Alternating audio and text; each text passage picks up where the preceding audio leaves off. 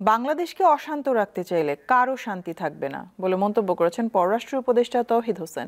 জাতীয় সংলাপের শেষ দিনের অধিবেশনে এই কথা বলেন তিনি। সংস্কারের মধ্য দিয়ে ভবিষ্যৎ বাংলাদেশ কোথায় যাবে সেই জায়গায় জাতীয় ঐক্যের প্রয়োজন বলে মনে করেন বিশিষ্টজনেরা।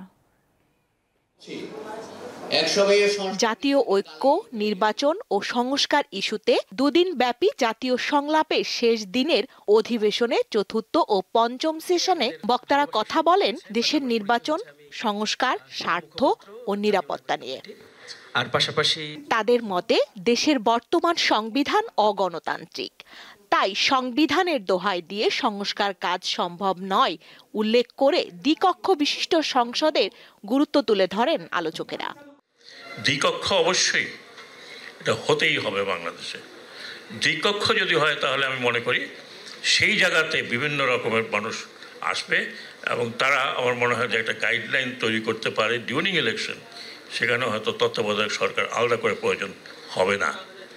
দেশের অভ্যন্তরীণ পরিস্থিতি বিবেচনায় সব রাজনৈতিক দলকে একমত হয়ে কাজ করার আহ্বান জানান বক্তারা। They will become desperate and desperate people will do desperate things that will not only harm Bangladesh, কিন্তু তোমাদেরও অসুবিধা হবে, প্রত্যেকটা দেশেরই ক্ষতি হবে। অলরেডি সেটার লক্ষণ কিছু কিছু দেখা যাচ্ছে।